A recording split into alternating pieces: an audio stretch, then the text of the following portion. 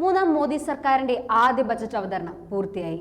തൊഴിൽ, മധ്യവർഗം, ചെറുകിട ഇടത്തരം മേഖലകൾക്കാണ് ബജറ്റിൽ പ്രാധാന്യമെന്ന് പറഞ്ഞാണ് ധനമന്ത്രി നിർമ്മല സീതാരാമൻ ബജറ്റ് അവതരിപ്പിക്കാൻ തുടങ്ങിയത്. രാജ്യത്തിന്റെ സമ്പദ് വ്യവസ്ഥ സുശക്തമാണെന്ന് പറഞ്ഞ മന്ത്രി പണപ്പെരുപ്പം നിയന്ത്രണ വിധേയമാണെന്നും തുടക്കത്തിൽ പറഞ്ഞു. സഖ്യകക്ഷികൾ ഭരിക്കുന്ന ബീഹാറിനും ആന്ധ്രയ്ക്കും വാരിക്കോരിയാണ് പദ്ധതികൾ ബജറ്റിൽ പ്രഖ്യാപിച്ചത്. അതേസമയം പ്രളയ പദ്ധതിയിൽ പോലും കേരളത്തെ ഉൾപ്പെടുത്തിയിട്ടില്ല.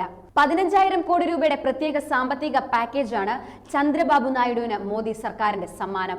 ആന്ധ്രയുടെ ജീവനാഡിയെന്ന് കരുതുന്ന പോളാവരം ജലസേചന പദ്ധതി സമ്പൂർണ്ണ അർത്ഥത്തിൽ നടപ്പിലാക്കാൻ മോദി സർക്കാർ പ്രതിജ്ഞാബദ്ധമാണെന്ന് ധനമന്ത്രി പറഞ്ഞു. ബീഹാറിന് വിമാനത്താവളവും റോഡുകളും എക്സ്പ്രസ് വേയും അനുവദിച്ചു. ബീഹാറിലെ ഹൈവേ വികസനത്തിന് 26,000 കോടിയാണ് അനുവദിച്ചത്. ആന്ധ്രയ്ക്ക് പ്രത്യേക ധന പാക്കേജ് പ്രഖ്യാപിച്ചു. ഹൈദരാബാദ് ബംഗളൂരു ഇൻഡസ്ട്രിയൽ കോറിഡോർ പ്രഖ്യാപിച്ചു. ആന്ധ്രയ്ക്ക് 15,000 കോടിയുടെ പാക്കേജ്. ബീഹാറിൽ മെഡിക്കൽ കോളേജ് സ്ഥാപിക്കും.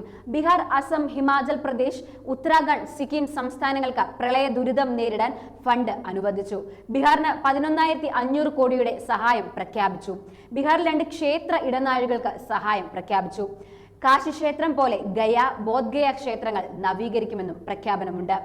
ബീഹാറിൽ പുതിയ 2,400 മെഗാവാട്ട് ഊർജ്ജ നിലയം സ്ഥാപിക്കുന്നത് ഉൾപ്പെടെയുള്ള പവർ പ്രോജക്റ്റുകൾക്ക് 21,400 കോടി രൂപ അനുവദിച്ചിട്ടുണ്ട്.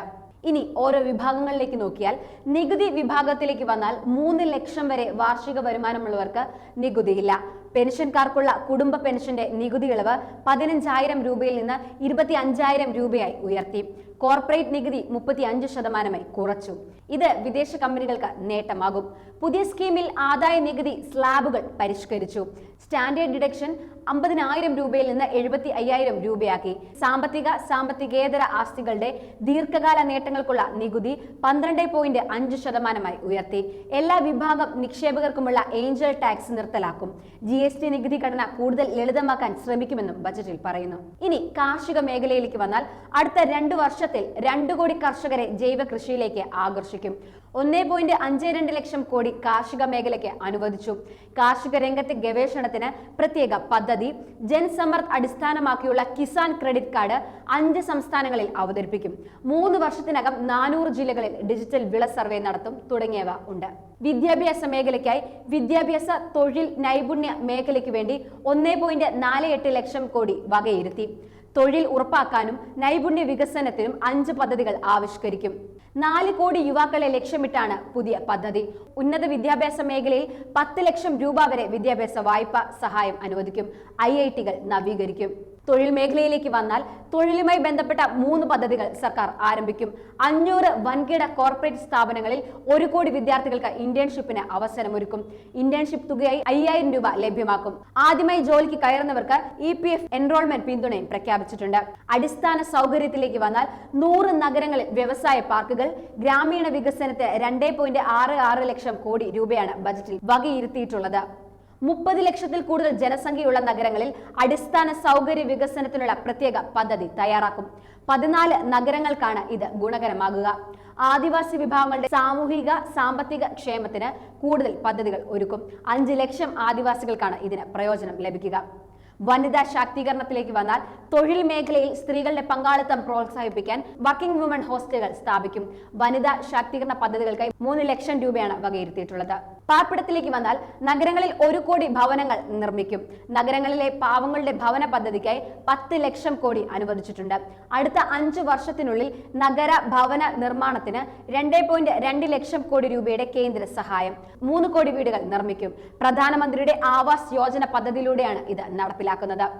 വ്യാവസായിക മേഖലയിലെ തൊഴിലാളികൾക്ക് ഡോർമെറ്ററി തരത്തിലുള്ള താമസ സൗകര്യം വാടകയ്ക്ക് നടപ്പിലാക്കും. ഈ സ്റ്റാർട്ടപ്പിലേക്ക് വന്നാൽ, മുദ്ര ലോൺ പരിധി 10 ലക്ഷത്തിൽ നിന്ന് 20 ലക്ഷമാക്കി ഉയർത്തി. സ്റ്റാർട്ടപ്പുകൾക്ക് ഇതിലൂടെ വൻ നേട്ടമാണ് ലഭിക്കുന്നത്. നേരത്തെ പറഞ്ഞതുപോലെ സ്റ്റാർട്ടപ്പുകൾക്കുള്ള ഏഞ്ചൽ ടാക്സ് എല്ലാ വിഭാഗത്തിലും ഒഴിവാക്കിയിട്ടുണ്ട്. ബാങ്ക് മേഖലയിലേക്ക് വന്നാൽ, വടക്ക് കിഴക്കൻ സംസ്ഥാനങ്ങളിൽ ഇന്ത്യ പോസ്റ്റ് പേയ്മെന്റ് ബാങ്കിന്റെ 100 ശാഖകൾ പുതുതായി സ്ഥാപിക്കും. മറ്റു മേഖലകളിലേക്ക് വന്നാൽ, എണ്ണക്കുരുക്കുകളുടെ ഉൽപാദനം കൂട്ടാൻ പദ്ധതിയുണ്ട്. കൂടുതൽ തദ്ദേശീയ താപ വൈദ്യുതി നിലയങ്ങൾ യാഥാർത്ഥ്യമാക്കും. 1 കോടി വീടുകൾക്ക് കൂടി സോളാർ പദ്ധതി സ്ഥാപിക്കും. ചെറുകിട ഇടത്തരം മേഖലയ്ക്ക് 100 കോടി രൂപയുടെ ധനസഹായം. വഴിയോര ചന്തകൾക്കും ഫുഡ് ഹബ്ബുകൾക്കും സഹായം. അടിസ്ഥാന മേഖലയിൽ 11 കോടിയുടെ നിക്ഷേപം. ക്രൂയിസ് ടൂറിസത്തിന് പ്രോത്സാഹനം. വിദേശ ക്രൂയിസ് കമ്പനികൾക്ക് രാജ്യാന്തര ആഭ്യന്തര ക്രൂയിസുകൾക്ക് നികുതി ഇളവുമുണ്ട്. ഇനി ഒറ്റ നോട്ടത്തിൽ ബജറ്റിൽ വില കുറയുന്ന സാധനങ്ങൾ: ക്യാൻസറിനുള്ള 3 മരുന്നുകളുടെ നികുതി കുറച്ചിട്ടുണ്ട്. സ്വർണം, വെള്ളി, ലെതർ തുണി ഇവയ്ക്ക് വില കുറയും. മൊബൈൽ ഫോണിനും ചാർജറിനും വില കുറച്ചിട്ടുണ്ട്. ചെമ്മീൻ, മീൻ, തീറ്റ, അമോണിയം നൈട്രേറ്റിനുള്ള വിലയും കുറച്ചിട്ടുണ്ട്. ബജറ്റിൽ വില കൂടുന്നതായി പറയുന്നത് PVC ഫ്ലെക്സ് ബാനറുകൾക്കും പ്ലാസ്റ്റിക് ഉൽപ്പന്നങ്ങൾക്കുമാണ്. വാർത്തകൾ വേഗത്തിലറിയാൻ ഞങ്ങളുടെ യൂട്യൂബ് ചാനൽ സബ്സ്ക്രൈബ് ചെയ്യൂ.